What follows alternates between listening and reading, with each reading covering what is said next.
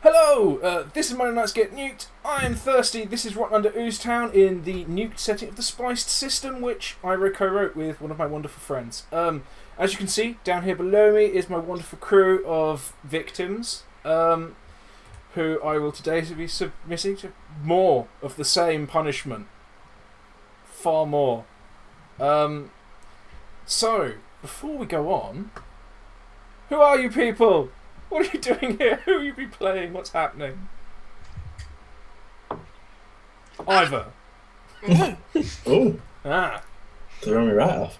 Yeah. I'm Eivor. I'll be playing Zeke, the gallant and brave wanderer. As I recall, we left Zeke in an advantageous sniping position. Behind a food line for a kebab cart. And in the interim, it has become a synergy between Zeke and Timi that Zeke just sods off. Resulting in better stealth rolls whenever I leave Timi alone to face an enemy. Yes. And what is this synergy called? Go team! Exactly. Go team!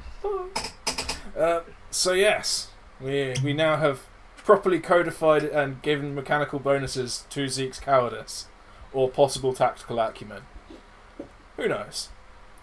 So, now we shall proceed on to the next person in all sane sort of reasonable sort of proceedings. Spanners. Marvellous. Hello, I am Spanners. So last time we left Timi shot, bleeding, angry, but conscious.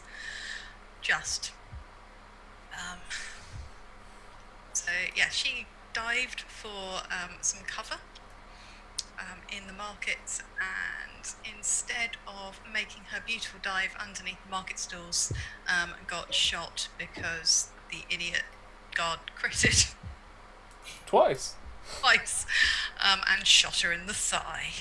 Mm-hmm. So she has a slightly different synergy with Zeke. So now when Zeke buggers off and leaves her abandoned without hope, she gets a +2 to damage. Yes. She is now aware that he is gone and doesn't have to restrain herself. So yes. So we can see the gallantry of brave Sir Zeke really making an impact on his many followers and friends. So, Lilth. I am playing Anita, who is a rotter, sometime pharmacist-ish person. Maybe dabbles in a bit of drug dealing. May have stuck a patch on someone that killed them. Twice. Maybe twice. But did so. Yeah. In fact, you purposefully poisoned 2 people to death in a day. Oh, the first one I didn't purposely do. I didn't know what the patch did. The second time, however... Yes. She could see no way out of it, and as she was grappled, she stuck a patch on him. Yeah. You've got to wonder what this will do to her reputation as a street pharmacist. Being that you murdered a man with poison in broad daylight. Yeah, no, there is that. But she did save Timi's life. Yeah. Yeah? But Timi's a wanted fugitive. you murdered a guard in public with poison to save a known fugitive. I poisoned a guard who was working for a rotten, horrible regime. Well, yeah, but it's the only regime they've got. Yeah, well... At least she got out of the bar. Yeah, well, yeah. And speaking of the bar... Yes, Anita now has a new perk. When she spends time in a bar drinking decent beer, she basically gets a nice rest. Yes, she counts as having a decent night's sleep. She does. In accordance to losing exposure, suffering, and regaining health. Yep. Basically, she gains all of the wonderful benefits of sleeping in a comfortable bed for only the cost of drinking all night. Which she does on a regular basis, so... Yeah. Well, you know. You've been around for 100 years or so, you know. Yeah. You've probably had all the dreams you're gonna. Exactly. You might as well stay awake. Who's it gonna hurt? Exactly. Yeah. So yes, there we are. And for those of us who can't read the chat or just haven't bothered, we have some rules for chat, which Macroed and Corone probably normally does it, but Spanners did it this time. So I shall say them loud for those who don't wish to read, because hey, it's night. Why don't I want to do that? So, don't be a tool about someone's gender. Don't be a tool about someone's race. Don't be a tool. Or a screwdriver. Or a screwdriver. You know, because, let's face it, I haven't got time for that. And we don't want to listen to it. So, the only person who gets to be a tool here is me! Because I'm a world full of tooly people. So, hey, we return to our erstwhile heroes in the marketplace outside of Butts in Ooze Town. We have two recently murdered enforcer corpses laying there in their lovely blue jackets. We have a wrecked market stall. We have a recently released Herb, probably looking rather relieved that he hasn't been shot by you or the enforcers. We also have a somewhat worse for wear version of Timi and a slightly battered Anita and a conspicuously absent Zeke. So, the camera pulls back in. We've got people running, panicking, fleeing. There's a fire. There's been a gunfight. You know, good, honourable enforcers of the Bluecoat regime have been shot in broad daylight. One of them got poisoned. This is not the usual evening in the market. And amidst all of this chaos, we come to Anita, laying there under the bulk of the man she's just murdered. Having just jammed essentially an EpiPen into Timi. So, I believe where we left off last time, Timi said something in the region of fuck. So we'll pick up there. You're laying in the market, general disarray all around you. You can hear bells ringing, you can hear boots stomping. There's definitely stuff going on. And as you lay there thinking, I'm alive! Thank God! It starts to rain. Okay.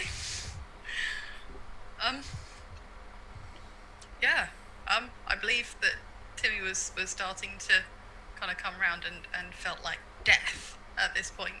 Had started to inspect the wound in her leg, if I remember. Which is, it's still, I'm assuming, bleeding quite profusely. Oh yes, very much so. I believe we described it last time as a wound large enough to pass a AA battery through. Oh yes. You know, it's a significant gobbet of flesh is no longer within your leg. Okay. In which case, I think at that point, what she's going to do is probably ask Anita to make some kind of tourniquet. We've successfully done this before with bits of leather from her now rapidly decreasing dress. Well, no, because you have new clothes, don't you? You don't have your strappy clothes anymore. You have the PVC and leather thing, and one of the legs is completely shredded. That's right. Because Anita was looking for the wound. That's a good point. So yeah, I think Timi is going to suggest currently to you. have like a one-legged pair of PVC trousers. It's a look. Yeah. She might need one-legged pairs. Ooh, bit early for that. Yeah, it's just going to ask Anita to make use of. Look, you fucked my trousers anyway, so let's use it to at least save the leg. Yep, Anita will try and do that. All right. How do you want to do this? Do you want? Well, what are you trying to do, Anita? I am trying to stop the bleeding and trying to save the leg. Okay. So, tourniquet to start with, then pack the wound with All right. relatively clean Yeah. stuff. Yeah. Well, Anita's a dab hand at this. She's been doing this sort of thing for a little while. You would know that a tourniquet is very much a stop the bleeding or save the leg sort of measure. You can apply pressure, you can pack the wound, but you know, Timi said, give me a tourniquet, and you're like, no, that's not actually correct. I would tourniquet long enough to pack the wound so I can actually see what I'm doing and then release said tourniquet. Oh yeah. Yeah, but I just picture at this point, you know, with all the shock of what's going on, Anita would consider this a teachable moment. Oh god, yeah. You know, feel like, actually, you just need to apply pressure. A tourniquet is actually somewhat worse. Tourniquet is a true life or limb measure. Like, I'm bleeding! Help! But yes. How do you want to do this? Do you want this to be a medic or a knowledge or a... This would be a medic. Yep, okay. Go for it. Would be a very bad medic. That's 11 total. 11 total. Mm-hmm. Okay, you tie something around the leg. You get it pretty tight. You know, Timi doesn't appear to be happy. It's significantly tight that she's not happy. The blood slows. It seems about as good as you're going to get, considering it looks like she's been stabbed through with an apple corer. You know, you pack some sort of filthy rags in there. You know, your cleanest filthy rags, but still. And you wrap something around it. Maybe the twine that she's got from earlier. You tie that around the packing material. It's not actually touching the wound. And you stand back and sort of go, that's terrible. But it seems to be working. Right, up and at 'em. For now, the wound doesn't seem to be getting worse. But that's the extent of it. If nothing else, the blood is being caught. So, you're laying there. It's starting to rain. There are clearly people coming to see what's going on, and many of them will be armed. You two are conspicuously laying in like a half-destroyed market stall with a dead man covered in blood. So,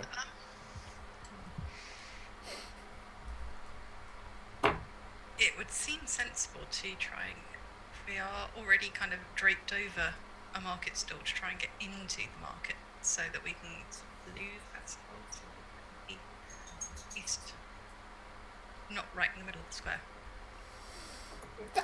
that's an option, yes. I mean, is that what you're going to go for? I suggest heading for the Salties. That's another option. It's a very good option. The Salties are independent, notionally. Yeah. They're independent, they're friendly, and, well, they're the people you were notionally doing this for. Would it be worth finding a herb to see if we can exchange another letter of his name for a message to Al? I don't know.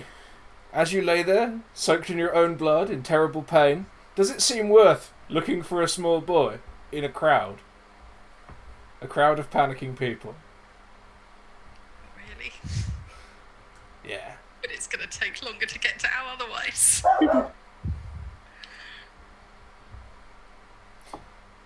Right. We'll leave that stewing for a moment. Zeke, you are standing behind a truly unflappable queue of people waiting for kebabs. Apparently. Because they haven't run away yet. They're panicking a bit, but as far as they understand it, standing all the way over here is safe. Okay. No bullets flew this way. And they're hungry, damn it. There are a few people, a few of the saner or more reasonable people flee, but there's still a small queue, and you're still seemingly hidden. Okay. You can see your companions laying in this half-collapsed market stall, covered in blood, like scrabbling around with like bits of dirty rag and things. Is it the same kebab place as before, the fish kebabs that nearly killed Timi? No. No. Okay. No, that's on the other side of the square. You've moved north as opposed to south. Okay. As opposed to east. I suppose at this point Zeke would, after Anita finished packing the wound, would sort of rush over and say, "We should probably be getting out of here. Which way are we heading? Out of town or to that enclave place?" And while he's sort of saying this, he is not only helping Timi to her feet, but sort of fireman carry, like over the shoulder, aware that when a friend has been shot in the leg, it tends to hamper their ability to run. Okay, so you're going to lift the tallest and arguably heaviest person in the group. I'm going to definitely require at least a grapple just to get her up. I mean, she's pretty much dead weight at this point. Okay.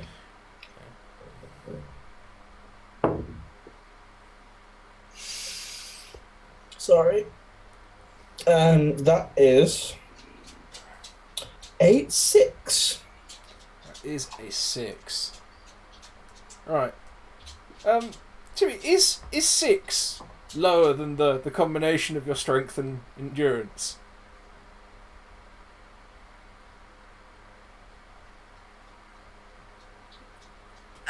My strength and physical endurance. It's just strength and endurance. Just the stat bonuses right, themselves. What's the total of those? 7. 7. Yeah, she is beefier than you thought. you do that. You do the gallant thing. You rush on over. You get like the arm over the shoulder. The way that you pull and lift, and you get her on, but then you can't straighten your knees, and you're just sort of stuck there squatting for a while, looking a bit of a lemon. This doesn't appear to be faster. Anita's gonna try and help by kind of just taking one arm over her shoulders and giving Zeke the other arm, and then Okay, yeah. Give me a straight strength. That. Bow, yeah. You managed to get like, Timmy's feet under her, like in a useful way, as opposed to a hampering one. Her good leg can take a bit of the weight, sort of hop along a little bit. It's not quick, but it's a fuck of a lot faster than trying to drag the heaviest person in the group. So I believe Timmy's a considerable height as well, isn't she? 5'10". Is she? Oh, okay. I thought she was taller. I thought she was taller and bigger. But hey, apparently she's just sort of built. Stocky. Yeah. I mean, in the best possible way. Like, ripped. I imagine this experience of carrying her is rather like carrying carrying like a collection of bowling balls or something. It's one of those wonderful Pratchett descriptions. Kind of like a bag of satsumas. It's just like has arms like a bag of satsumas, and you're like, all right, fair enough. Don't really understand that one, but yeah. She's a bit like a Siamese cat. She looks sort of tall and lanky, but actually you try and pick her up and she's sort of dead weight. Yeah. So I've had friends over the years who are very similar. In fact, young Jazzrat, who played a game with us once, he's a tall, lanky fellow who appears to be made of iron bars. Yes. So you both pick up Timi, and now you've picked her up. You're aware that you're now clumped together in the place where the crime has occurred. Standing, still, discussing where to go. The going part hasn't occurred yet. Yeah, even without a true definite end point, Zeke is just going to head to somewhere that isn't here in general Zeke fashion. Okay. Well, in general Zeke fashion, like how that's very close to General Zod. Is this into the market or away from the market? Are you going back into the back alleys, or are you walking through the market into the crowd? The crowd of people who have seen you committing a crime and are fleeing. Probably towards the back alleys. Okay. You know your way around a little bit now. You've wandered around those back alleys. Are you going to just walk straight down the side alley like where Butts is? Like, just walking past more of your crimes? It'll show some practical wisdom and head towards the enclave, but the circuitous route. So if that takes me down by Butts, then... Well, the alley by Butts is the most direct way out of the market. Otherwise you have to walk across the marketplace to get into the enclave. Well, you could walk over the ashes of the other place that you burnt down.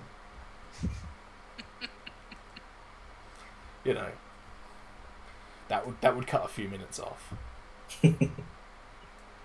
It's all up to it's really all a matter of, are you going to avoid all the places where people are probably looking for you? Pretty much, yeah. Okay. We will avoid our trail of destruction and murder, and fire, fiery murders. But yeah, okay, yeah. You pitch on out. Actually, you follow like this particular sort of line of stalls. You're doing like the very sensible thing of you're walking down the other way. And everyone would be like, they would be fleeing towards the salties. But you're going the other way, and then you're going to cut into the back lanes and like go around. Like, oh, you're so clever. You're a dead clever fella. Anita recognises this because she did this before. She's did this route. She's like, oh yeah, if you go over there, past what was it? Oh yes, Randall's House of Taxidermy, I believe it was. Yes. And I agree, and I apologise again for there being two Randalls. But hey, it's a big world. Yes, between Randall's House of Taxidermy and Belinda's House of Corsetry and Other Crafts, you head back out into sort of like the residential areas. There's like a little back alley. Yeah, where it's sort of separated off from like the main thoroughfare, because that's what you do.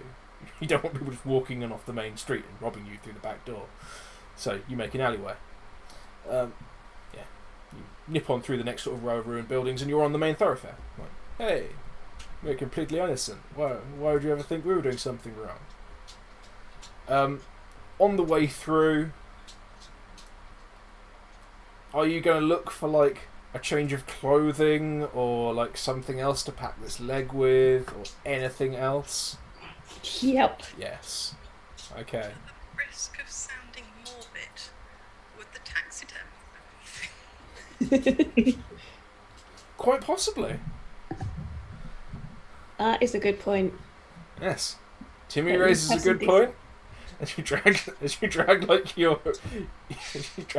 gravely wounded torturer past the taxidermy place, she's like, "Ooh, taxidermy." Like, yes, you could probably, I don't know, sterilise the wound with formaldehyde. I mean, there would be blood poisoning to deal with afterwards, but it would be dealing with it afterwards. There would be an afterwards.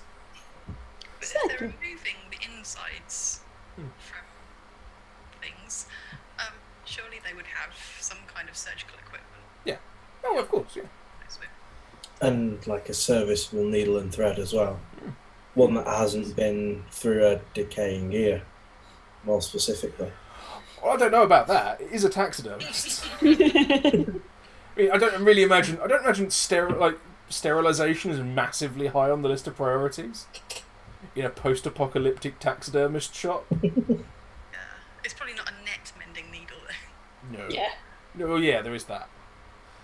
I mean, on the other hand, you've got like the House of Corsetry over there, which is all about applying pressure and tight sewing. So you've got two options. I hadn't thought about this at all when I made up these shops on the fly 3 sessions ago. But hey, is this the point where Anita like nips into the House of Corsetry and like develops some kind of makeshift blood pressure cuff? Ooh. Tempting. Between the taxidermists and the corsetry shop, you could really do that. You know, get some kind of like crudely taxidermied like piglet. Use it as the little air bladder. Oh god, I'm going to hell. Squid. No, Yes. sheep's stomach. Yes, you're standing in this alleyway between these two rather morbid shops. One that taxidermies animals and others that uses leather to make things, which when you think about it is a bit. But hey, where are you going? You've said you're looking. You're heading this way. Are you going to try and break into and ransack these shops? Are you going to ransack the residential properties when you get a bit further away? Not necessarily ransack. Wander in and try and buy, maybe. There's been a gunfight, and a shop person comes into your shop Yeah.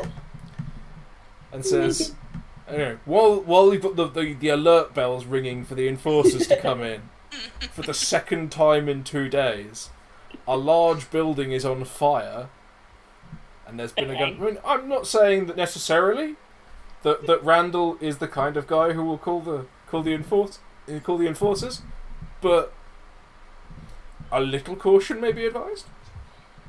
Yeah, maybe suggest. But how much time have you got for caution? Your friend is bleeding. You're carrying her right now. Where are you going? What are you doing? I am going to lean Timi against the wall and get Zeke to hold her up while Anita nips into the taxidermist and tries to get hold of a decent sharp needle and thread. Okay, yeah. But more surgical thread, hopefully. Actually, you go up to the front door of this shop. It appears to be closed. It's early evening. Well, it's sort of mid-evening at this point. You know, the sun is going down. People are going out drinking. But hey, you know, it's a taxidermist shop. People don't tend to rob them. Is that because they have an ingenious security system? Or is it just because no one wants to steal a dead fox? I'm just going to try and open the door. It opens. Yep, she's going to walk in, have a look round, Okay. see if she can find any needle and thread. As you stroll in, I mean, it's getting dark outside and doesn't appear to be much in the way of light inside. So I'm going to need you to give me a perception or a medic or anything. You know, depends what you're trying to do. If you're just walking in and immediately looking for the tools, like, yeah, I'll give you a perception medic. Yeah, I'm definitely looking for the specific tools. Okay. I'm not interested in anything else. And that's not great. 13. All right, yeah. You clunk in through the door. The little bell at the top, it appears to be made of like a pair of tin cans, like jangles away, like merrily, clank-a-dang-kang. And a weaselly little man in like, fuck it, why not? In a tailcoat that appears to be made of like various different coloured furs. Just sits up from where he's been snoozing behind a little counter at the back. So, fuck, what should his voice be? Okay. Why, hello there! What could I be doing for you? Needle, thread, scalpel. That's not what I normally trade. Yeah, I'm aware of that. Could I interest you in a fox? Nope, just needle, thread, and a scalpel. I've got a lovely fox here. And he goes into the back and he picks up what is quite clearly a very large taxidermied fox. To the modern eye, it's probably 3 times larger than you'd expect. And its teeth have something of sort of a child's forearm about them. Nope, just need needle, thread, scalpel. Needle, thread, and scalpel. Well, I'll be selling you the tools of my craft. I mean, you're not a rival taxidermist, are you? Nope. She is going to pull out a couple of tack and place them on the table in front of him and just say, needle, thread, scalpel. No. Well, that's a fine amount of tack you put down there, but, well, I said these are the tools of my trade. I can't just go around giving them away. I can't even let them go for that. I mean, this is my livelihood. She is going to push past him to have a look out back to see if she can see them. Her friend is bleeding out in the Yeah. She's got no patience. What do you think you're doing? You can't go back in there. And as you push past him into like the little workroom out the back, you see the reasonable things you'd see in a taxidermist workroom. You know, you see some like half-skinned animals, and you see a large cauldron where he's clearly making some kind of stew. And on one wall, you see he appears to be making a lady suit, which is rather less reasonable. But he appears to be making it out of fur, which is unusual, to say the least. But who knows? Maybe it's a commission. Anita will just glance at it, shrug, and continue to look for the stuff she's after. Yeah, there are dozens of needles, threads. There aren't any scalpels. There are sharp knives. There are even a few hacksaws. She is going to pick up a hacksaw just in case, sharp knife, and copious amounts of thread and a needle. And she's going to walk out. Okay. I'll be keeping them tacked then! Don't you think you'll be getting away with this? Yep, she's quite happy for that, and just keeps walking out. Stop! And he starts following you. That's fine. She's just gonna. He takes the bell down from over the door and follows you, like ringing it. Like, stop! I've been robbed! I paid for it. I kept the money you gave me. Well, You robbed my. I've been robbed! I Clang, paid. clang, clang. Is he outside at this point? Yeah, he's coming outside. He's following you. Like back into the alleyway. Like people are starting to look. You notice that above the alleyway a window on the second floor opens, and a proper like frilled confectionery of a woman like looks out. What the bloody hell's going on down there? I've been robbed! Anita's going to try and take the bell off. Right, give me a grapple. That's strength. Yep. 7. Oof! He pips you to the post with a 10. No! It's my turn! I've been robbed! Call the enforcers! Get the blue jackets in here! Is he close enough to Timi to be within arm's reach?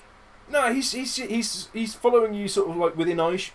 He's basically following so he can see you, so that when someone comes, because he's ringing this bell, he can point out where you are. Like he's a prudent shopkeeper who wants the thieves that have taken things from his shop to be caught.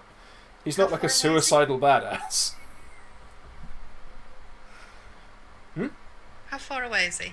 I would say a good sort of 20-30 metres at least from you. Okay. His workshop goes back a fair ways.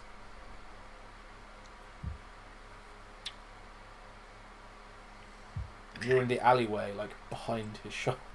We're in the alleyway behind his shop, so it's a nice straight alleyway. We don't want to make too much of a noise, so we don't really want to use the big gun. We might fire a bit of a warning shot with a nail gun. Mm-hmm. Yeah. Right. Timi, in all her anger and Suffering. pain, is going to mouth "Shut the fuck up" at him and just fire the nail gun. Right. At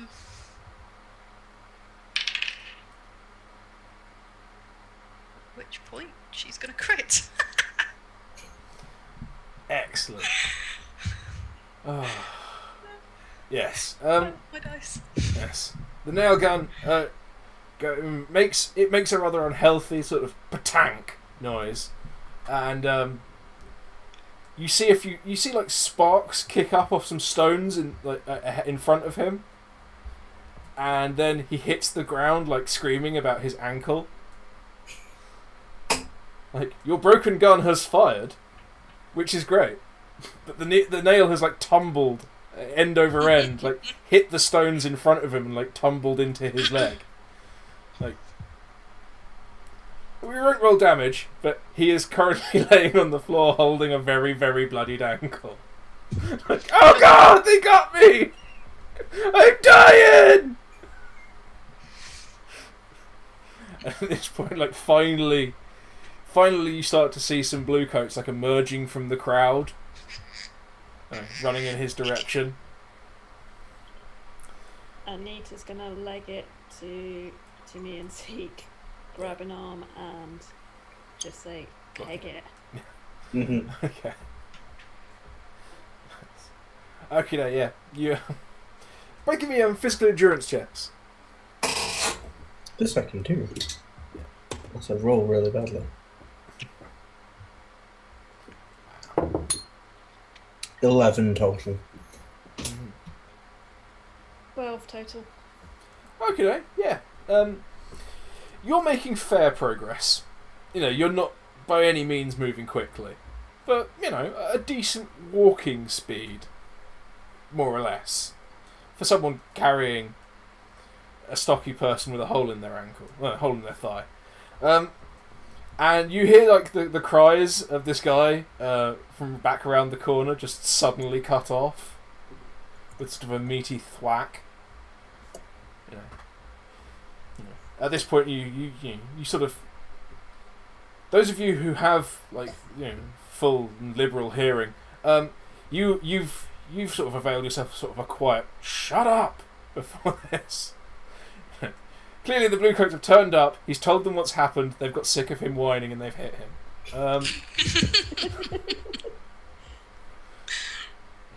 You can hear the rather, you can hear that sort of confection of a woman shrieking at them. You can only assume that she's all covered in corsetry and lace and God knows what. But yeah. So yes, you're making your way down an alleyway. You get the impression that there are some people following you. You know, probably from the gunfire and the shouting. this whole nipping into the secluded alleyway thing, it seemed like a good idea, but now you're in like a Death Star trench run with some guys running behind you with weapons. So, let's see how the first two shots go, shall we? Oh, for fuck's sake. This is me. I'm cursed. The first shot is a botch. You hear a loud and uncomfortable pop as someone's gun explodes in their hand.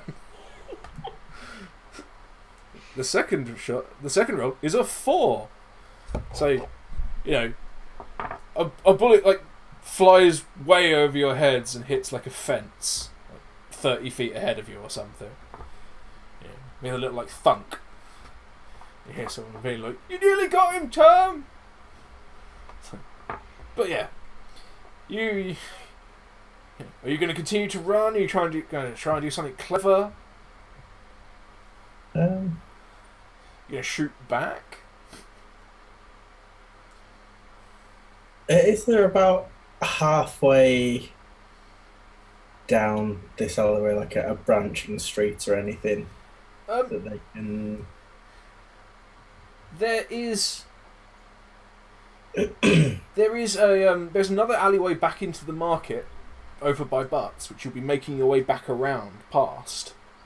And then shortly after that, there will be the alleyway that used to head down behind Bungo's towards the docks.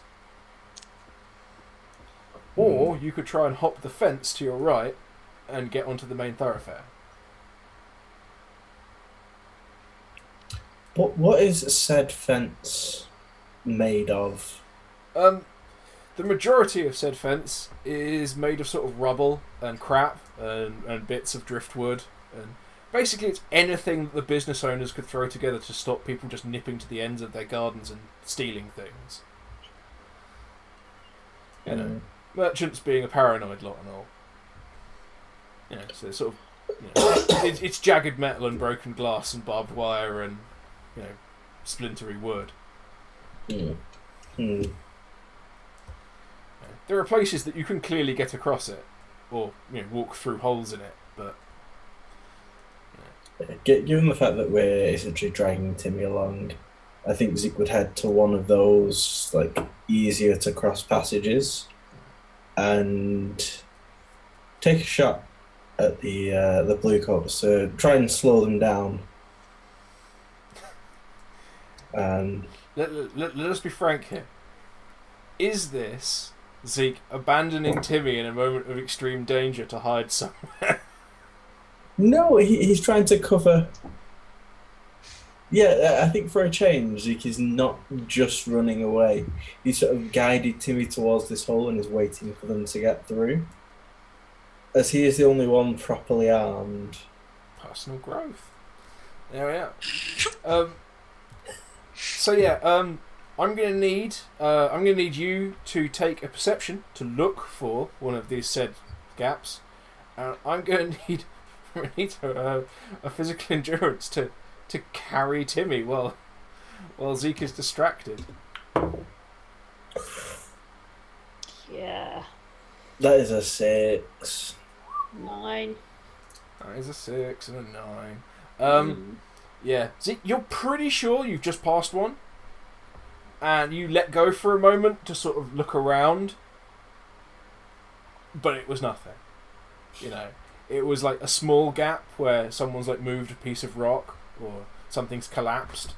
It doesn't go all the way through. And you suddenly realise that you have far more than your fair share of the weight, and you all, as a single unit, like flop onto this pile of rubble. And now you're all just sort of laying there in a tangled heap. Like you roll over each other a bit. You can be facing any direction you want, but you are laying in a tangled heap on a pile of like horrible jagged rubble with people chasing you. Anita's gonna get up so he can say, "What were you thinking?" this point, the people chasing you are... They're maybe sort of 100 metres back.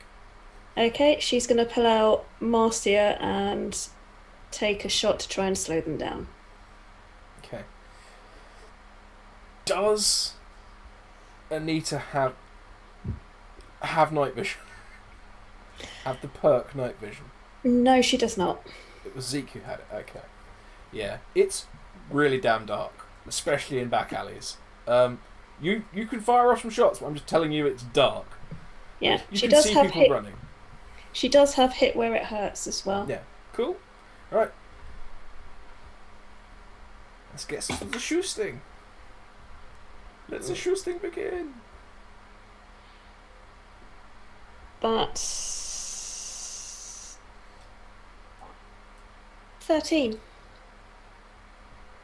Yeah, you fire off a shot. There's the muzzle flash illuminates the three of you in sort of stark relief for a few brief sort of eye-shattering seconds.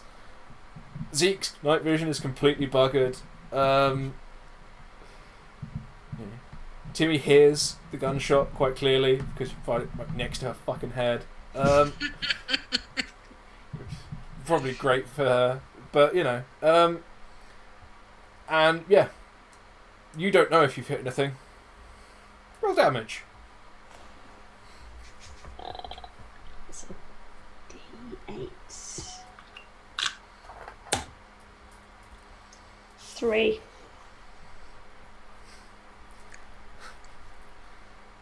Yeah, you hear a grunt from down the alleyway, and you hear something break, like possibly clay or glass. Something sort of shatters. But apart from that, you have no idea. She puts the gun away and tries to help Timi up to continue legging it down this alleyway. I've seen that Timmy's nail gun is currently out of commission, haven't I? Yes, you watched her break it. Okay. Zeke's going to turn to Timmy and say, "Can I borrow that round of nails from you?" At this point, the people chasing you are like 80 meters away. You're sitting here having a conversation in an alleyway where people run at you. Anita's going to say, whatever you're planning, we need to get a little bit of distance.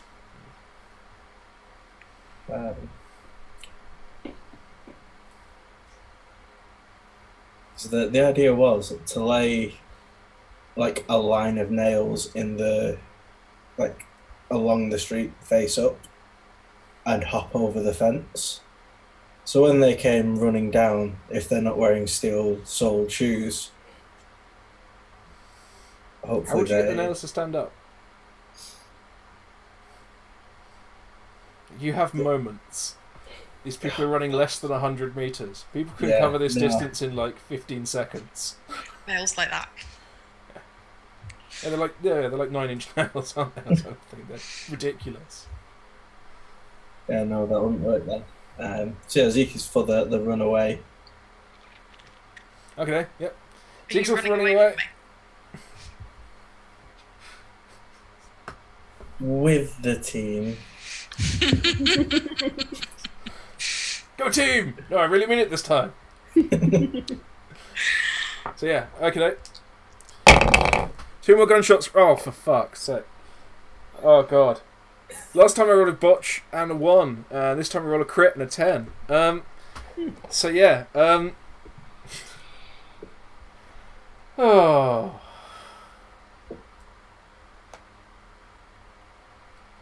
Right. I'm going to roll this d4. On a 4, no one is hit. Oh, shit. Okay. Another shot tears in out of the darkness and hits Timi.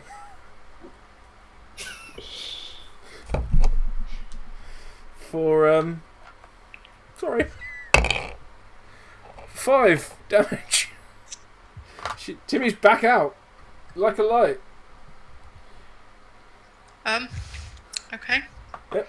How far down can we go before Timi 10. Yeah, sorry. And another shot also flies out the darkness and hits.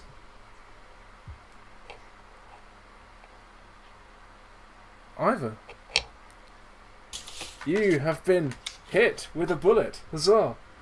Because it would just be too cruel for it to hit anyone else at this moment. Laying there, loudly considering running away. Oh no, that's the wrong fucking dice. Don't be that harsh. Oh, for all of 5 points of damage. Whereabouts does this hit, out of interest?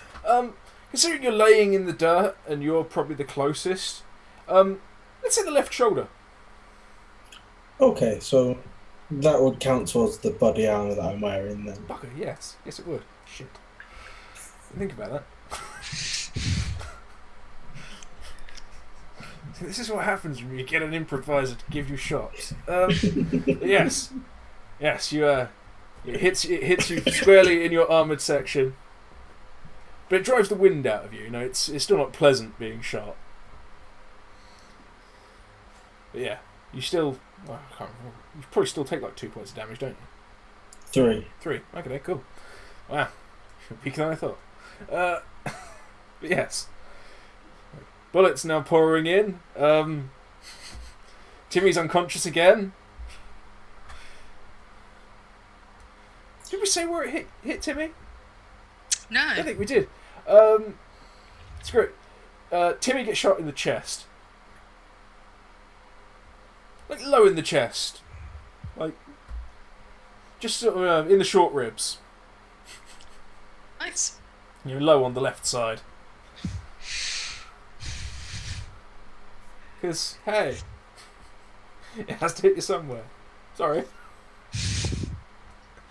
Could have been the other leg. Could have been the other leg. That would have just been really cruel. Anita's gonna yell, grab an arm and run. Grab an arm and run. Yes. Yes. I think wheezing Zeke will follow suit and grab an arm and leg it. Okay, physical endurances again. You're now 10. Anita is now trying to drag 2 people who have been shot down an alleyway quickly. 7. 10 and 7. Oh. I'd say that Zeke is actually taking the strain on this one. And surprisingly, he seems to be sort of pulling you along a bit. You didn't really expect that. And sort of in the confusion of things, like you hear the guys who were chasing you sort of slow down. They're going to inspect the area where they clearly heard 2 people get hit. You know, and grunt. They're finding like traces of blood. You see someone like lighting a torch, a flaming torch, or maybe a lantern of some kind. As I check back to see like how far they are away, as this torch gets lit, can I draw Tilly and take a shot? Of course you can.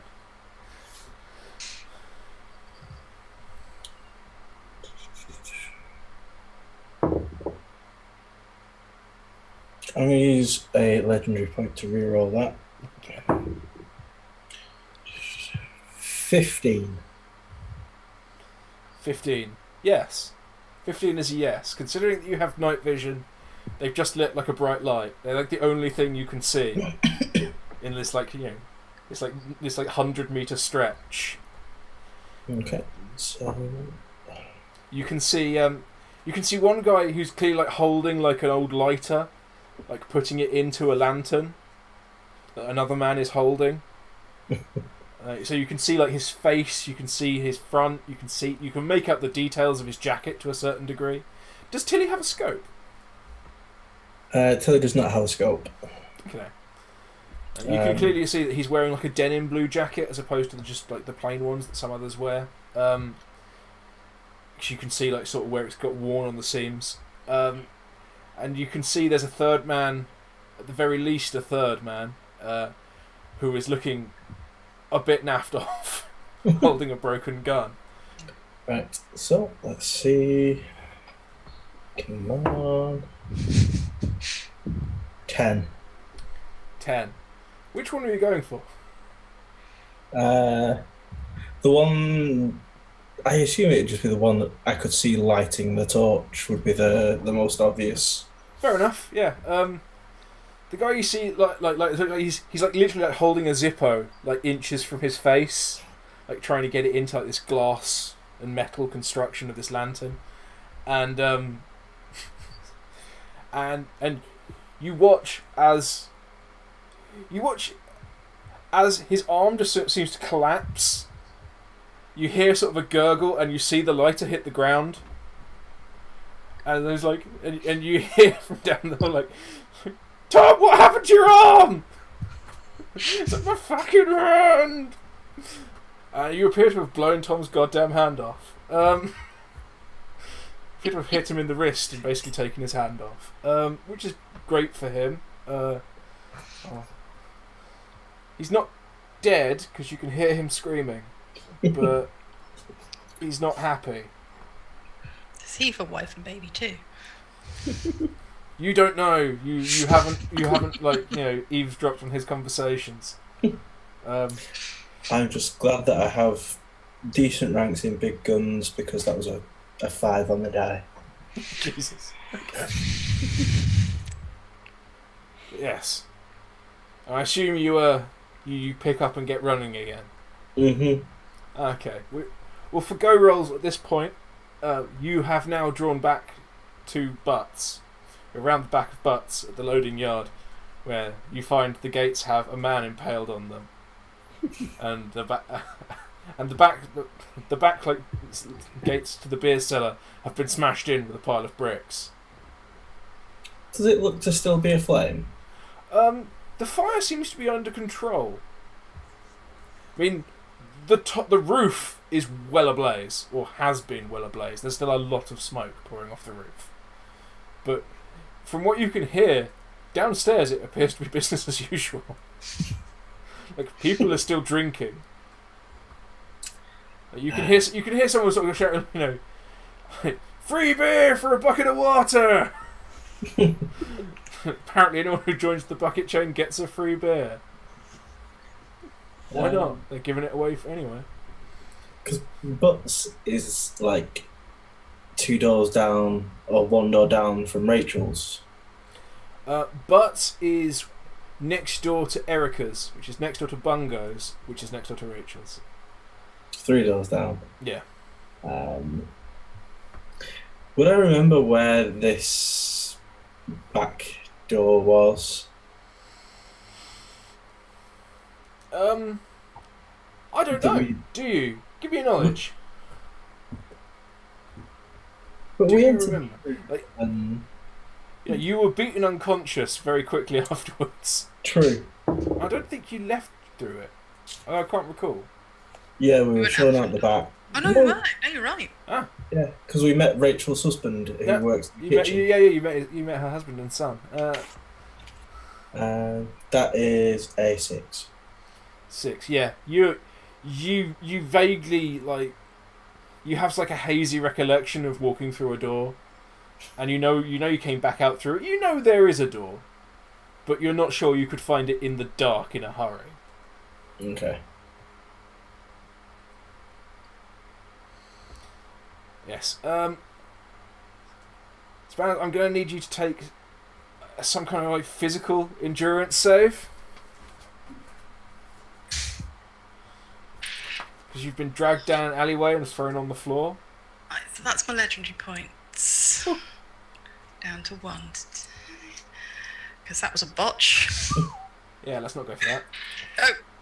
Oh, that's Eivor. 11, not natural. That's alright, yeah. You don't get any worse. yeah. Despite being thrown around and dragged about, your wound hasn't reopened, you're not bleeding again. Your other wound doesn't seem to be getting any worse either, which is just a fucking miracle.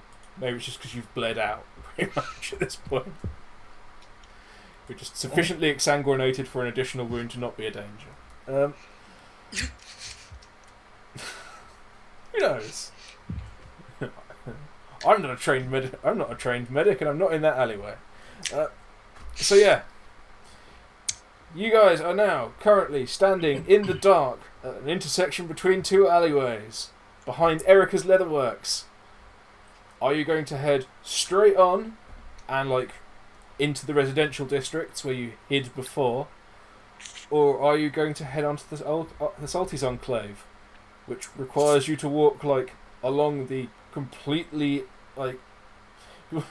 completely uncovered, zero disguise docklands to the Enclave, which has a big clear exclusion zone around it in line of sight from the fort where all the blue jackets live. I think Enclave is really the best option, even though it's not been described well. That it may be perilous to get there, but hopefully with Timi's connections we can get in. You might need to be conscious to get in. I don't know. You haven't tried yet. I reckon hide in the residential area. Yeah. At this point, the rain is really starting to slam down. Find somewhere safe in the residential area until the morning. Bed down. Yeah. I mean, the rain at this point has covered up the sound of the people in the alleyway behind you. You're not sure if they're still following you. The lantern never really got lit, so you kind of get the impression that they've decided that we're against bright lights because they heard a fucking rifle. Hope that the rain hides our tracks.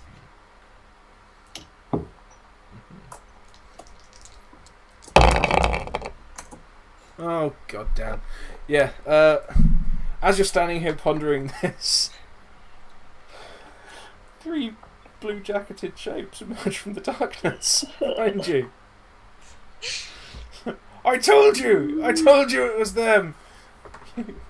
We can still get them. Yeah, Zeke will fire a shot off before heading to the residential district. Okay. Ooh, hello. Hey, it's crit-tastic.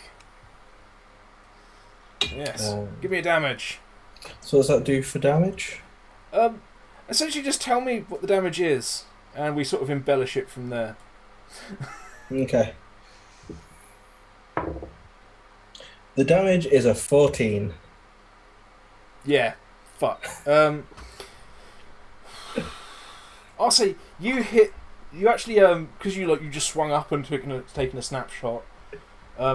You hit the rather goofy looking Egypt with the broken gun, who at this point is carrying the broken lantern as well. They're just carry this, you fucking idiot. And yeah, you catch him full in the chest. No time for fancy shooting. You just catch him full in the chest and it just caves in. He just folds around it. And, in that rather forceful way, he just sort of sits down with his arms out in front of him. And then just Frank! No!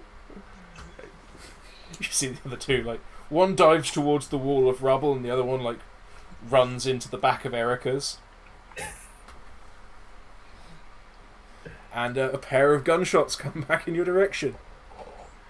And one is a 2, and then there's a 6. So, just a pair of gunshots come back in your direction. Toot-toot! Oh! Yeah. Unfortunately, at this point, the rain is coming down hard enough that you're not entirely sure where they went, and you don't see where the bullets hit. You just hear gunshots. You're aware of screaming and gunshots. Run? Yes. Yeah. Into the residential district we go. Excellent. So, yes. Add another blue coat to your list of murders. He just for the sake of argument, was also the one who took 3 points of damage from a pot exploding next to his leg earlier. So yeah, he's dead. Yeah, and you can as you run off into the residential district, and you are right next to that house where you hid from the Bluecoats earlier. You know, the one with the parachute section for the roof. And all those... Oh, then the corpse of that dude whose nose you ripped off, I assume, is still there. And the guy that Timi shot. Oh, yeah. Did he survive? Shot him in the mouth. You nailed his jaw to the top of his mouth. I don't know if he died. He did. He did die? He Okay. did, yeah, he shot himself underneath his chin. Oh, yes. And then we used a hammer and Oh, yeah. There we are. We used a hammer. Yeah, we. we. Communally, a hammer was used to murder a man. Very communist murder. But yes, you run off back into the residential sector. As we described before, like the residential sector, it's mainly like it's broken down buildings. Like very few of them have sort of intact facades at the very least. But a lot of them are heavily fire damaged and water damaged, and it's been 100 years. these things crumble. These were not high-end homes to start with. Can Zeke use a sneak to attempt to find somewhere decent to hide? Yeah. Yep. I'm going to use a legendary point to reroll that one.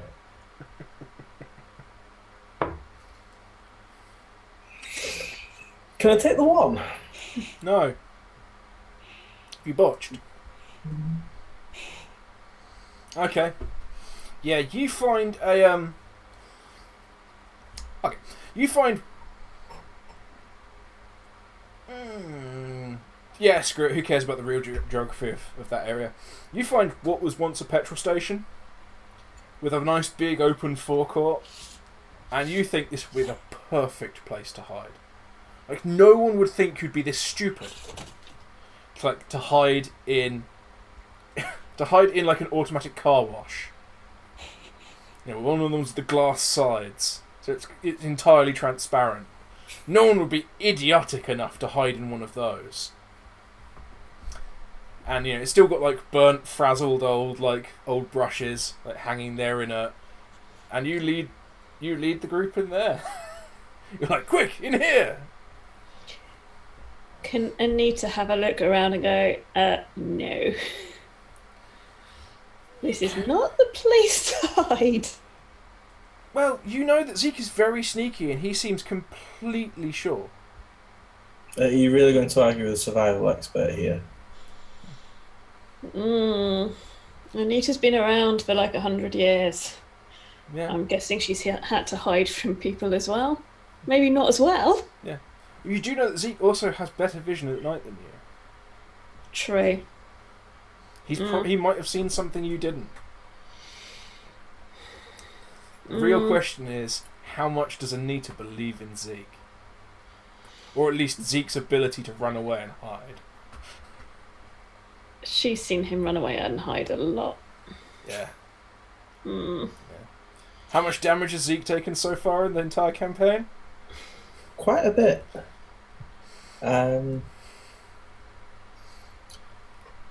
Total has been like 25, 30? Jesus, really? Yeah, because I went stuck around long enough for that. I went unconscious from a total of 18. Oh yeah, but that was at best a friendly fire incident from you trespassing somewhere. And then Jerry bit me for 2. Okay, let's rephrase that. How many times have you ever actually seen an enemy hurt Zeke? Once. Yeah. Anita's only been hurt. No, Anita hasn't been hurt by an enemy. Yeah. Anita's been hurt by food. Yep. And alcohol. Yep. But not by enemies. Yeah. How many fights has she been in? Oh my god, has she managed to actually survive without ever receiving any damage? Oh no, she's got damage, but she's not been hit by enemies. Oh, okay. Fair enough. She's been grappled by enemies. I thought I'd got round to a lot of you by now. But anyway, yeah. So, long and short of it, Zeke has Zeke is absolutely sure he's found a really good place to hide. You're not so sure? No, I'm What are we not so doing? sure. What we're doing? But- This is passing in real time. Yeah, she's gonna go with it. Cool. He's the expert. Yep. She's been on the road with him before. Excellent. You dive on in this place. It's still got all the horrible, like, tassely, like, filthy, burnt stuff, like, hanging everywhere. And Zeke needs, like, stand next to one of the brushes. He's like, no one will see us here. Sort of thing. Anita's going to indicate the fact that Timi can't stand because she's unconscious. Anita kind of needs to try and treat her. Yes. Well, I want you both to take sneak. Oh, in fact, actually, all of you take sneak tests. I know I know that you're unconscious, but let's see how unnoticeable you can be. See, that's slightly better. Ugh. 6. 16. 10. How am I more sneaky? Because when you're I'm laying on the floor. unconscious? You're laying on the floor without moving. You're playing a very convincing corpse. I'm assuming Anita's fussing over Timi, trying to... Yeah. Yeah. These guys are numbskulls, but nonetheless, they seem to notice Anita. Like, their rolls are atrocious, but they're like, you hear one of them. You hear one of them. I think I saw something over there. So, are you sure? My hand hurts. I don't want to be out here anymore. It's raining. Don't like it. Don't be such a coward. If we bring them in, I think they're the ones that burnt bungos. Big bounty on them. All right then. For my hand.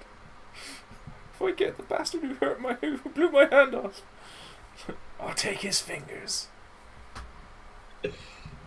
And at this point, they're maybe sort of like 3 or 4 feet away, and they just dispense with all pretense of bringing in anyone alive.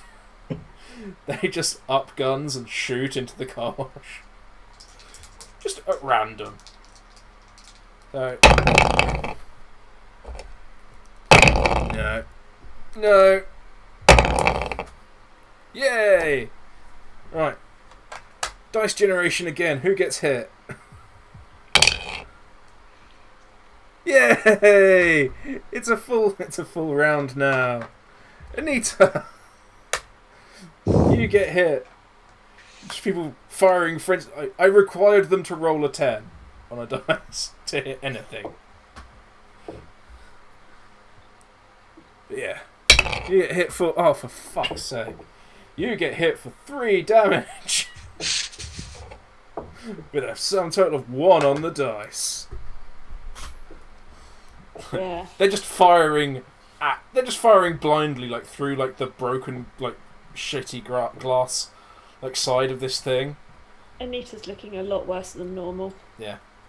Like, to be fair, it's probably not even a bullet that hits you.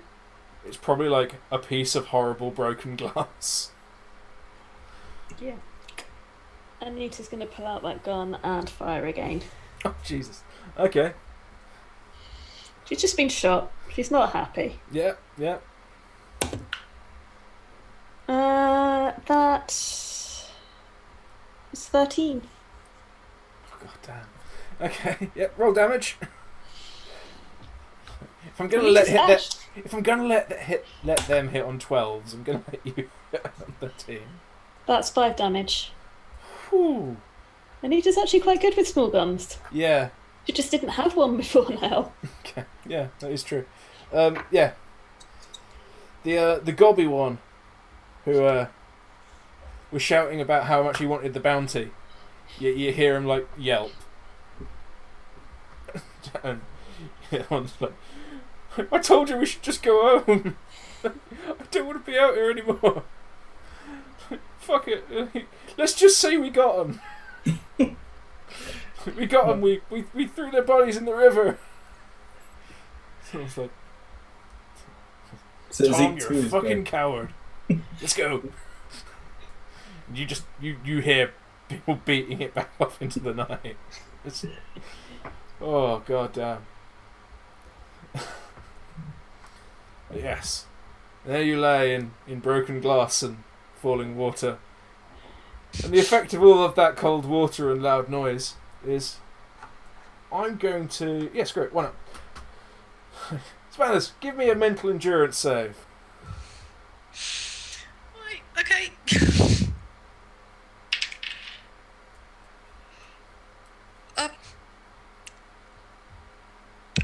6. 6. You stir a bit, but that's about it. Yeah.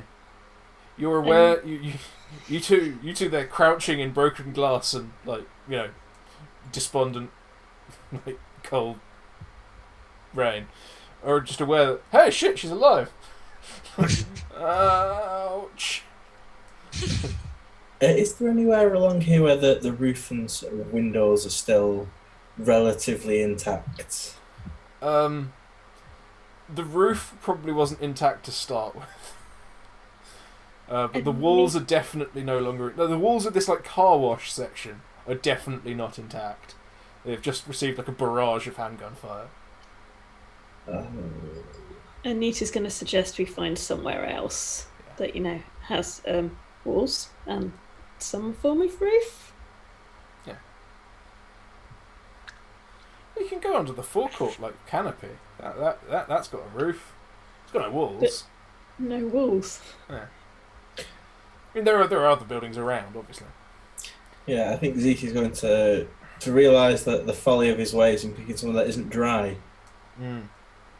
Fair enough. It was a really good idea, but it's no longer dry, just the walls haven't been shut out, so... Yeah. Fair enough, yeah. You head up, you just hop into the closest building. You know, the ground floor appears to be mostly intact of the next building along. It appears to at some point have been like a little convenience store. Yeah, so it's got all the signs of like a classic old English convenience store. Like the door is like on the corner of the building. Like, you nip on inside, and there's old like well ransacked shelves on the walls. And like there's holes in the ceiling and there's drips, but there's more ceiling than drips. Yeah. It seems like a good place to. Yeah, it seems like a good place to sort of just spend the. Wait out the rain. It's got no door. If you make any kind of light, you'll be visible from the outside. But it all appears to be sort of one room. I think at this and the horror of the day, Zeke is going to remove Jerry from his backpack, hand over a tack to the scuzzle to eat, and ask him to keep watch near the door for anyone coming their way, and bed down. Okay. The healing's... Okay, you offer Jerry a tack, and he immediately turns his nose up at it. He's not eating a goddamn tack. Like, there's no fucking way he's gonna eat this damn thing. I mean, it's salty. It's kind of damp from all the rain. You clutched it with a wet hand. You know, it's kind of a little bit slimy. It's kind of like, imagine if you got like you've got like a stale scone, and you crushed it in your hand into a small cube, and then tried to offer it to a child. You know, with wet hands, so all the floury bit on the outside had gone all slimy.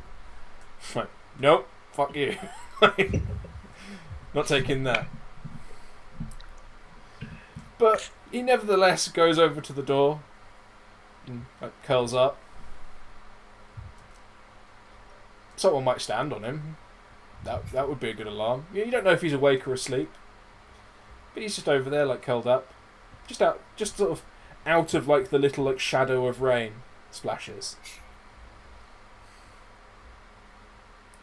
Yeah. Is this where you're going to spend the night? I think so. Okay. Anita's going to attempt to do some more with Timi's wounds to try and patch her up some more and hope to do better. Fair enough, yeah. Now she's not being chased or shot at. Okay. Oh, I'm using a legendary point. Please don't kill Timi. That's better. That's a 13. Yeah. Compared to the botch I rolled originally, it's pretty good. Yeah. 13's always better than the botch. Yeah, you with the aid of like all of that rain, like the wounds seem pretty clean. Well, relatively speaking. Things seem pretty good. Yeah, you undo the binding on the leg and have a look at the wound.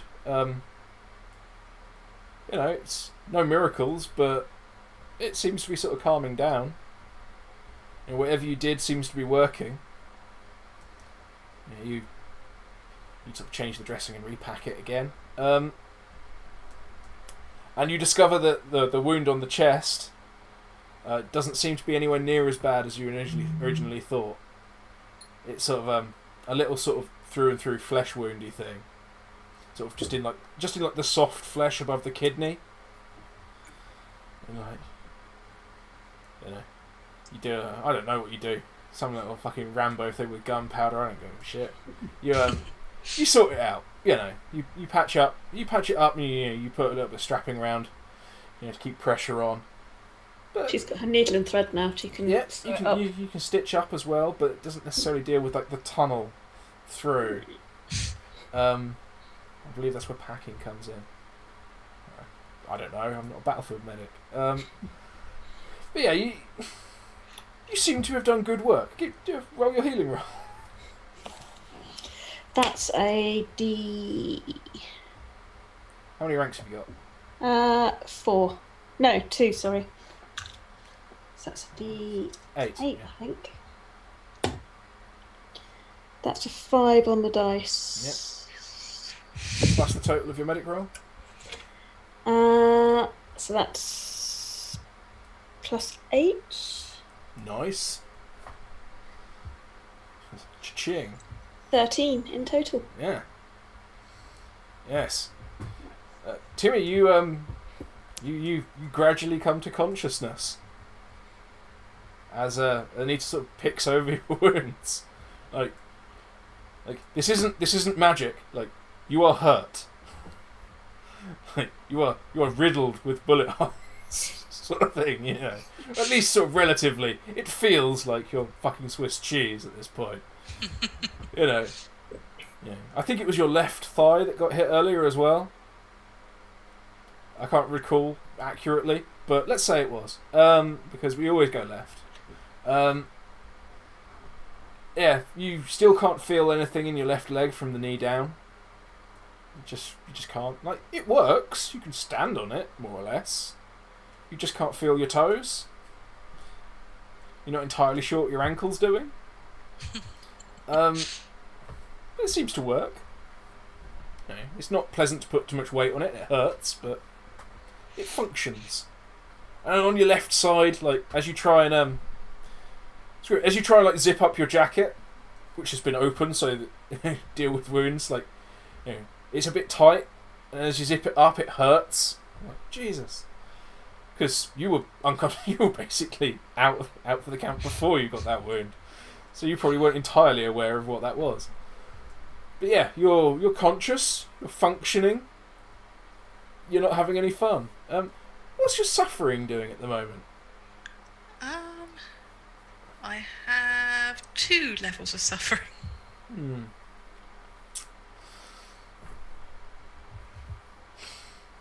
What's your endurance? 3. Okay. Well, let's not be a dick. Yeah, you yeah, you don't feel like you're suffering any less. You're definitely not suffering any less. Whatever whatever all that medical attention might have otherwise done for your level of suffering, it has remained constant. So yeah, you feel like a bag of hammered crap. But alive. Hey. She is going to stop and kind of give Anita a friendly tap on the arm for a nod and kind of croak. Thanks. You're welcome. Anita, this process has taken probably an hour and a half. After carrying her, a gunfight,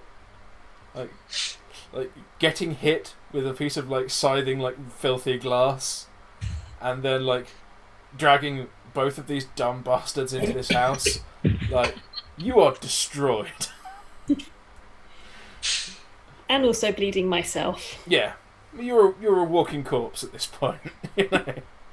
Even more so than normal. Yeah, you could easily close your eyes and sleep for 9,000 years. Sounds like a plan. Yeah. So, I assume you will do so. Yes. Take your rest where you can find it. Absolutely. Excellent. I might try and tend my own wounds. Yeah. Let's see if I can do better for myself. Yeah. No, that's a botch. Oh, goddamn. Oh. Yeah, you find where this little piece of glass... You find where, this half dozen, pieces of, little grains of glass have, just scythed through something soft. And, you pick them out, and, the wounds start bleeding anew because you've pulled out the glass that was, it was sealing around, having left it for an hour and a half to start healing. So you just start bleeding again. It's nothing too major, but god damn. Okay, it's something fairly major because it's another 3 damage. Yeah. Some of it sort of tears out sideways. Fuck. I should have rolled that beforehand, maybe. She's got 1 point of damage left, or 1 point of health. Yeah, you pull these things out and the blood starts flowing and you start feeling woozy. Was this a combat situation, you'd be looking for the door. But she's going to find a corner to crawl into, curl up and try and sleep. Yes. Basically pass out. Yes. Crawl into a corner and dream of beer. Yes. So, that's what you're all doing. You're bedding down for the night and hoping that the rain buggers off before tomorrow. I need all of you, with the exception of Anita, because she is a rotter and doesn't give a shit, to take an exposure check. Because you are sleeping while wet in an abandoned building. 12.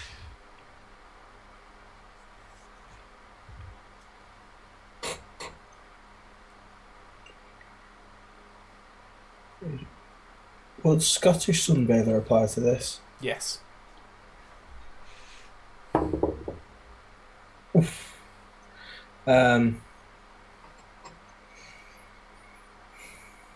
It's not a lot. 2 on the die plus 5. Yeah. Ironically, considering Zeke is the only one of you wearing a decent coat, and he's used to these conditions, Zeke is the only one who wakes up feeling worse for wear. Zeke takes a level of exposure during the night. But all of I'm up to 2 exposure now then. Huzzah. I'm going to pretend I remember what that does, while quickly pulling out my quick reference sheet. Hopefully, if I can find it. But I seem to recall it's 1d4 damage. That's where most of my damage went, exposure. Yeah. And then we retconned you not taking it because you're a rotter. I've still got 4 levels of exposure though. Oh yeah, you still take the levels. They just don't have much of an effect. They just, 1d4 damage for 2 levels of exposure, because like you're actively freezing to death in the night. Zeke has a grand total of 1 health left after rolling a 4. Excellent. But having had a nice restful night, you do all recover your endurance bonus in health. Wow, a grand total of 3. Yeah. Oh, and also, Anita loses a level of exposure because she's a rotter, and they just eat that shit up.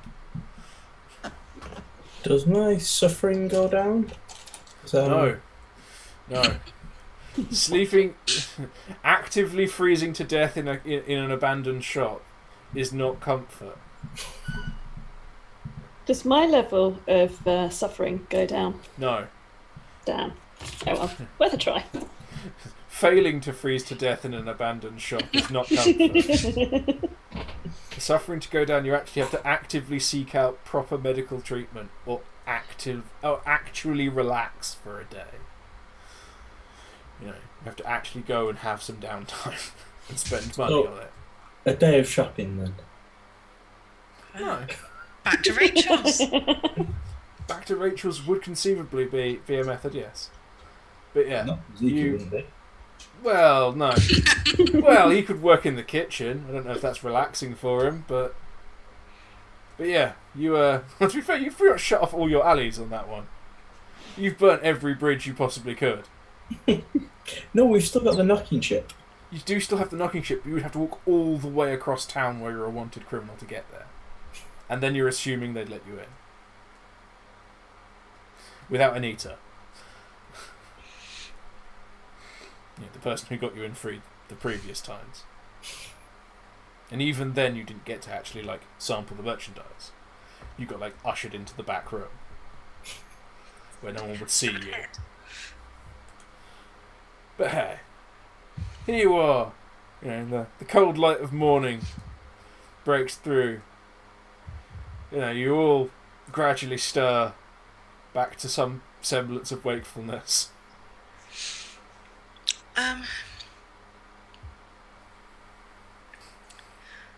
Okay, so as Timi is feeling considerably better than she has for a while, I think she is going to attempt to assist the others with some sort of type of surgery, I guess, because she's quite good at the whole torture thing, so she's going to do like some anti-torture on them. So she knows how to create wounds, so she's going to try and fix them. Balance the universe a little bit. So a medic roll then. A medic roll, yeah. Yeah. So I think she will probably start with Anita because she went down to 1 first. She gives her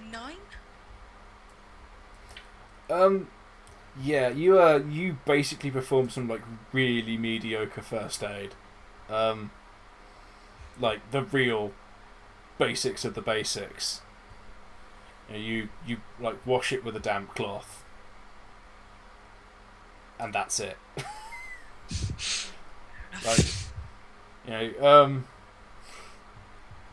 I will let you get. I'll let you do like a D4 healing.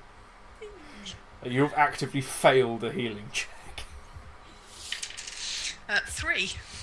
Huzzah! It's doubled my health. Yeah, see? There we are. Yeah. Bargain. And she's going to attempt the same on Zeke and apologise if it goes horribly wrong and cuts her knee off or something. All right. Ooh. I love these dice. Yes. Yes, you get a crit-tastic crit. Do you actually have any ranks in medic? No.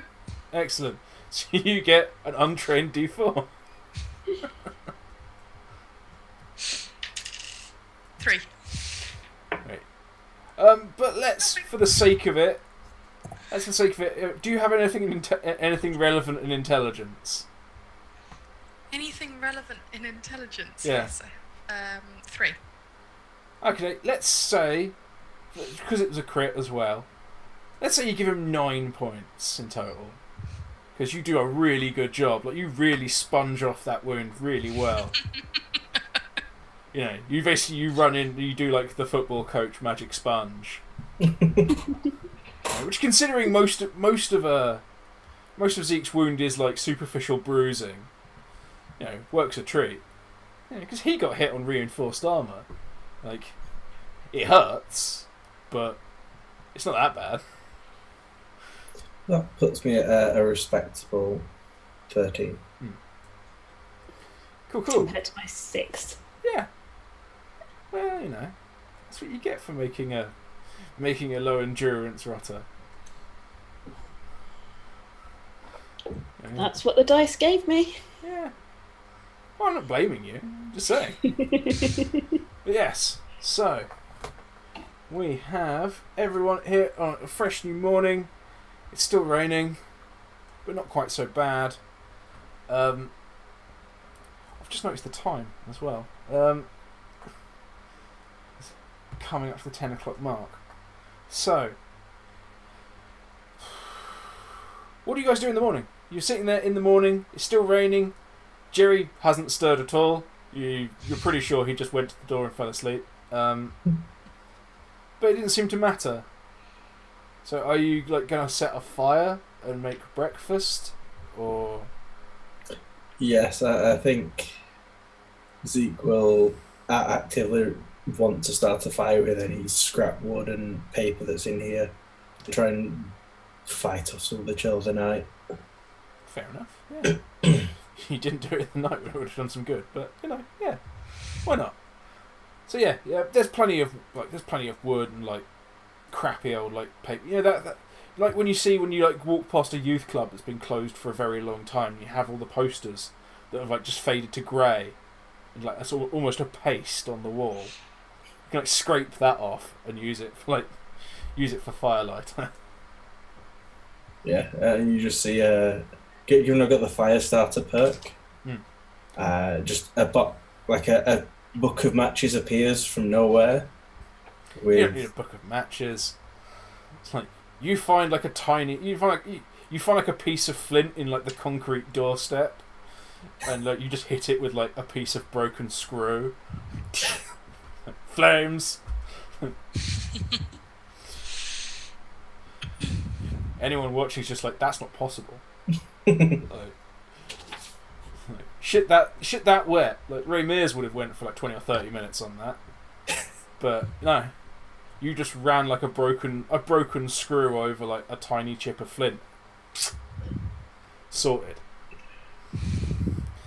But yeah, so you've got a fire. What are you making for breakfast? You don't recall you having any cookware either.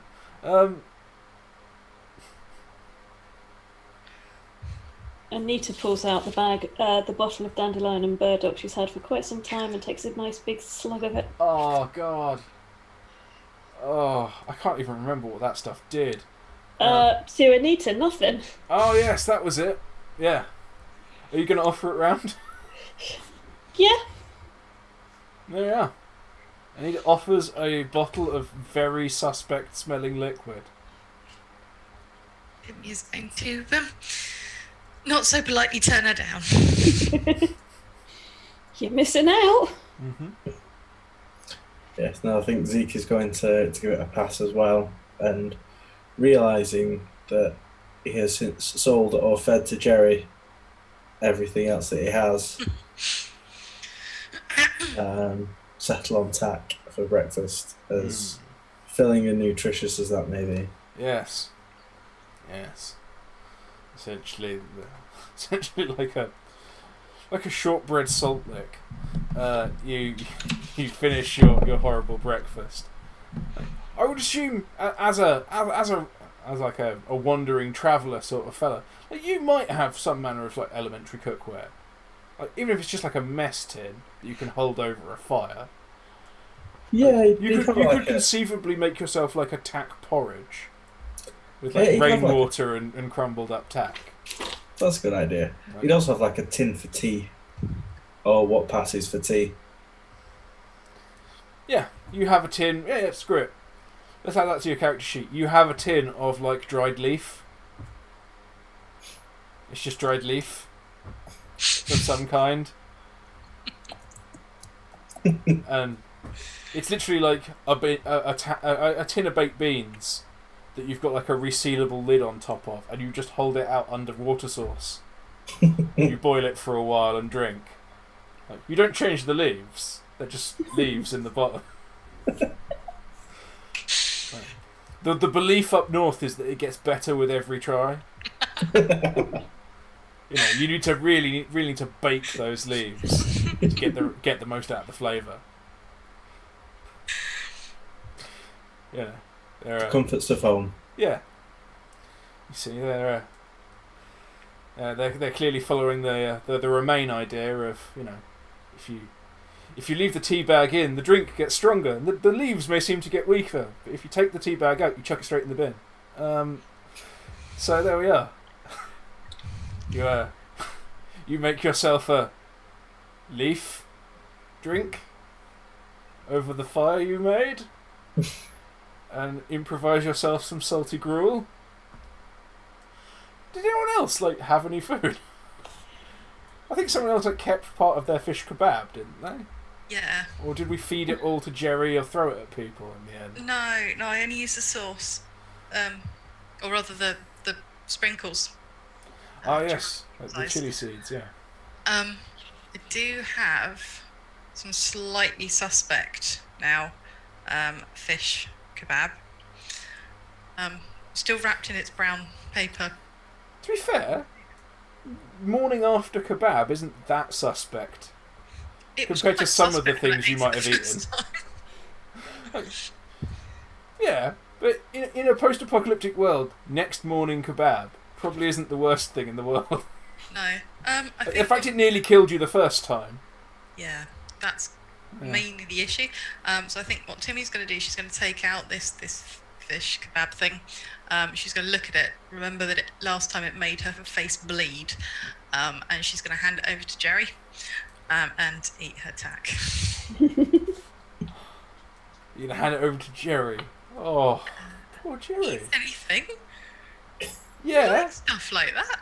He eats anything. That doesn't mean it's good for him.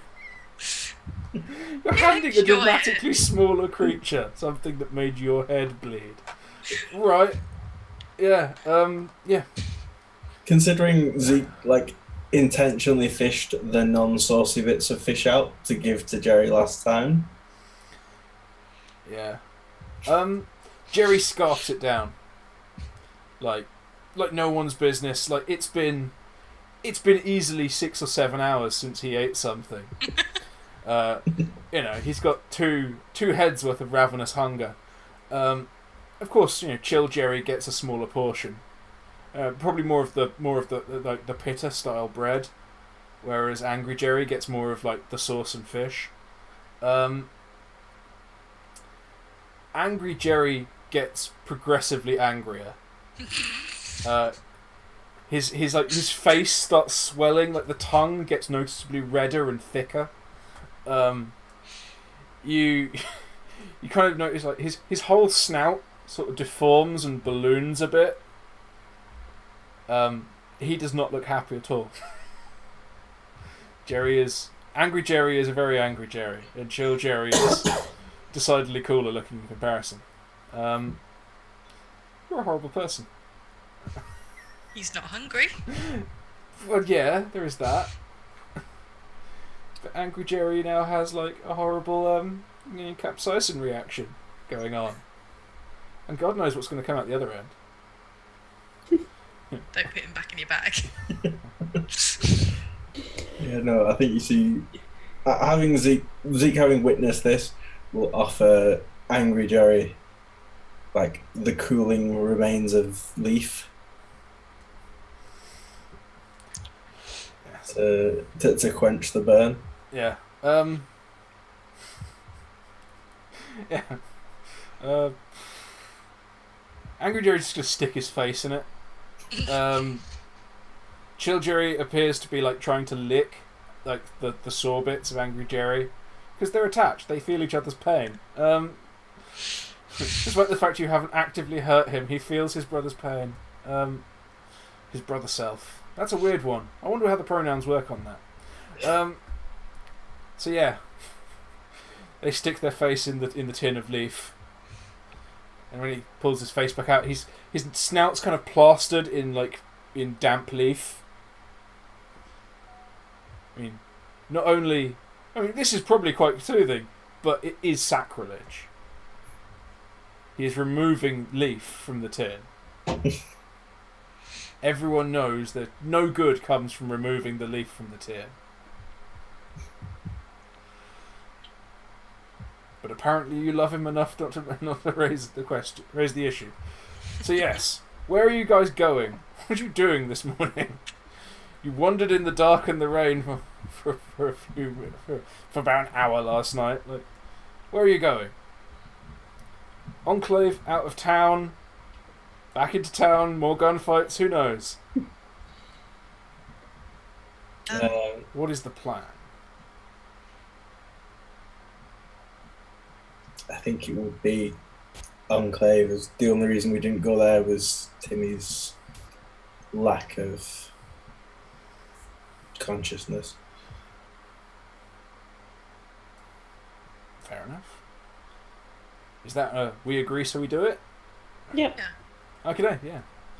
So you head out of this little abandoned shop with its leaky roof.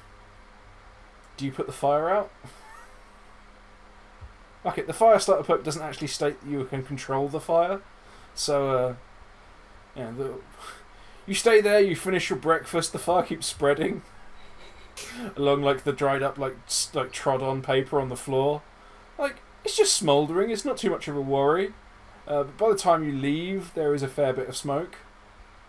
It'll probably go out. It'll probably just hit a damp part and go out. It's not a problem. It'll be fine. Yeah, it'll be fine. You threw some water on the actual fire used for cooking, right? Right? Anita would have done. Right. So yeah, you head off back towards the Enclave. Do you head off the way you know, or are you trying to find some new and interesting passage? Wouldn't we go the way that we know? Well, that's up to you. Where the road leads us the not fun places. Yeah. Um, The way that you know is basically you head straight down to the dockyards, and then with no cover whatsoever, you walk down the length of the docks until you get to the marina, which has been turned into a Celtics enclave. With no cover, next to a large open field.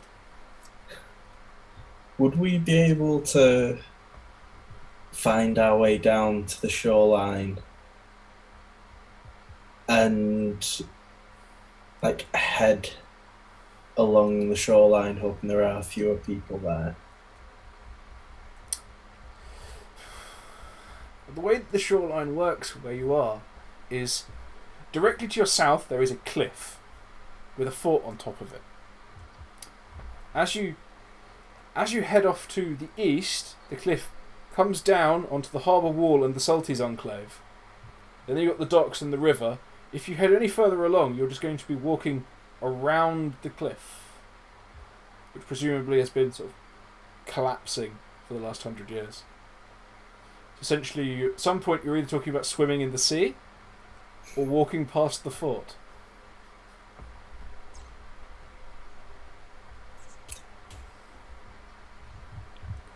Although, you could just, not walk down to the docks and cut through the residential area and then just make a run across the field. That sounds like a better idea. Yeah. It sounds like a less bad idea. Yeah. How big is this field? Once upon a time, there were probably a pair of football pitches on it.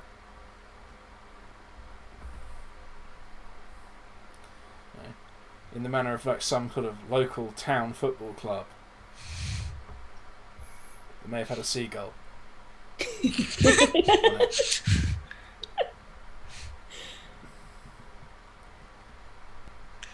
Which Okay. you know from that time you walked past and saw the badge on, like, what you assumed was sort of like a scout hut or a toilet block. Apparently it was a clubhouse.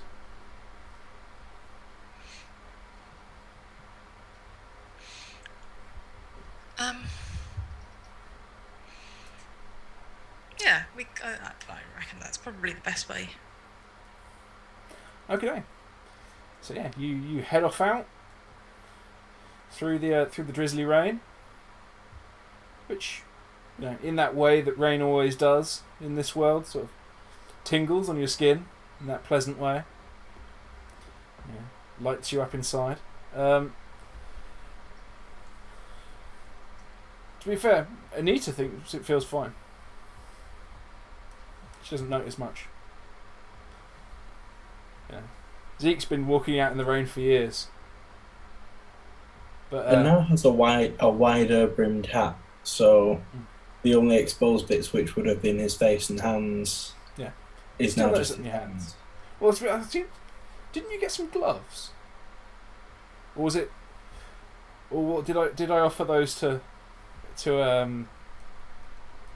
Timi? There were some fingerless gloves at some point. Oh well, doesn't matter. Anyway, yeah. And the water washes over you. It tingles slightly. You're used to this. You know, water does that.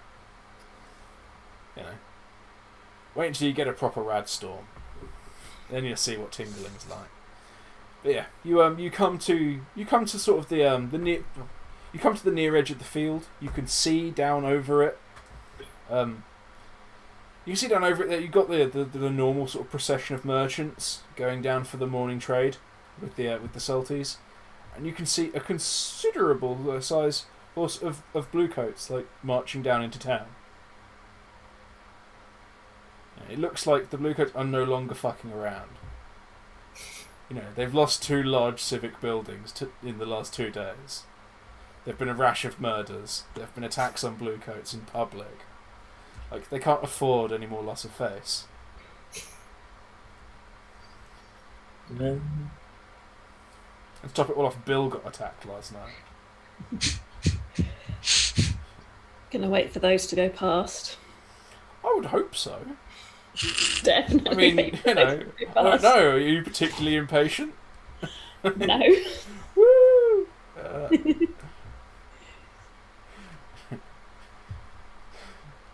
This would have been a good time to nick some Bluecoats, wouldn't it? But hey.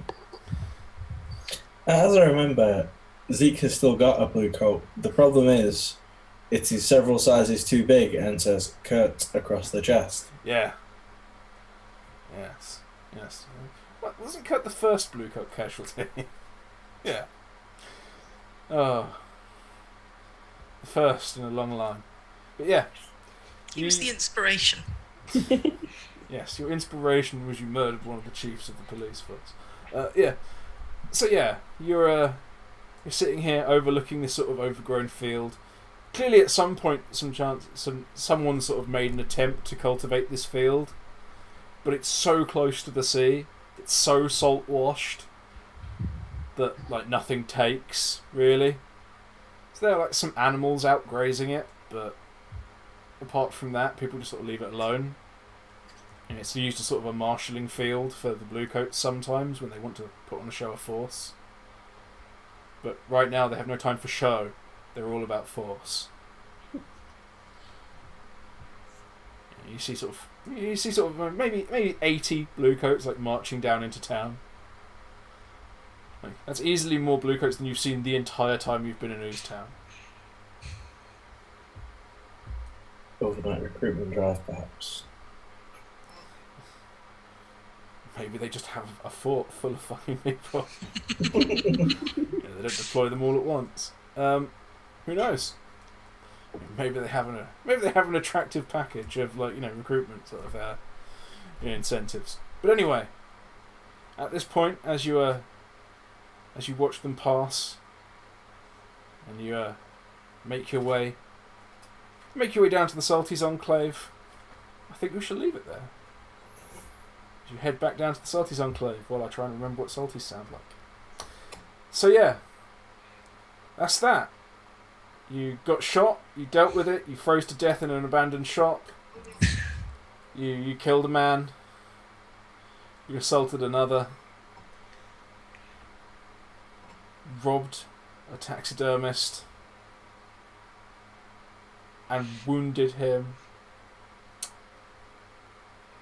Terrible people. But anyway, that was Monday Nights Get Nuked. That was right under Ooze Town more particularly. I was Thirsty, I was the world. And you can find me on Twitter at thirsty_BTP and on bloodthirstpuppets.co.uk. And Lilth, where can we find you? What did you think of that? That was fun. She's actually shot a gun. A few times now. Yeah. Yeah. Quite well. Ish. Considering. Yeah. Yeah. So I was playing Anita. You can find me at Lilth21 on Twitter, where I tend to just like stuff and retweet a whole load of stuff. You can also find me on Kit Battlebeard's channel on Saturday nights for Defenders of the Dusk. We are currently, though, in between games because we had our season finale a couple of weeks ago, so I'm having a few weeks break. Yeah, and here on a Monday night. And that's me. Bizarre. Right. Hey. Eivor, what did you think of that? Like, was that great? Was that wonderful? Where can we find you? What else do you do? You mentioned suspicious things you may be doing the other week, Yes, but then not last week, which makes me doubly suspicious. The suspicious things are coming very soon. I just need to cross some T's and dot some I's. Fair enough. That was interesting. I have so far dismembered 2 of the Bluecoats. Well, it's always more fun when you hit people and they suffer actual injuries, rather than just being like, their hit point total drops a little. Fuck hit points. You shoot a man in the hand, his hand gets fucked. It also sort of inspires me to go hunting for hollow point rounds, but Yeah, okay. yes, that was very enjoyable. You can find me on Twitter at Eivor_DNABC. Here on the Monday nights and in the nebulous north, plotting ominous things. Damn, that's a good sign off. So right, last but not least, Spanners. Oh, yeah, so I've been playing Timi, who spent an alarming amount of this evening unconscious, and yet still managed to shoot someone in the ankle. Yes. With a broken gun. With a broken gun, and ended the whole thing with 10 hit points, so doing well. Yeah, no, that was really fun. You can find me on Twitter at spanners_BTP or I am Spanners, where I generally live. You can find me here on Monday nights. You can find me on Dark Dice. And slowly but surely, without this background, when the new room gets built. Ooh. Well, not everyone can be like me in their own purpose-built room, but apparently you can soon, which kind of a downer, really. I was enjoying being the only one with a purpose-built room. Damn it! Rah! But yes. I can't recall if there's anything else we say at the end of these things. I think I sort of rushed through it all initially at the first bit. So, yeah. If you did join us on Twitch, thank you for joining us on Twitch, because, hey, interaction. Woo! If you watch this later on YouTube, I uploaded it to YouTube on time. Hooray! Otherwise, you didn't watch this, so I'm not talking to you. So yeah. Everyone who did watch this, thank you very much, and goodbye. Bye. Woo! What the fuck's the thing? There we are. Woo! It's like, oh god damn it, my notes were covering that little bit. Quickly switch to the we'll be back in 10 minutes. Nope. Outro. How many times have you used that since we've started? I think I used it in the first 3 games I ran, but we've never taken a break. As far as I can recall. Taken one break. Maybe one. Yeah. But hey. Yeah. I think those initial games we played were far longer. The Monday nights previously, I think we ended up at like 3.5 hours at one point. Because it was going 7 till 11. Yeah. Oh. Yeah. Yes. But life gets in the way of doing things like that. But yeah. You know, that's life. Anyway, thanks all for playing. Cool. Because I always like it when, I can say, I played and people weren't terribly bored. So if you ever are terribly bored, make sure you tell me. But maybe not in outro. Yeah, that's that.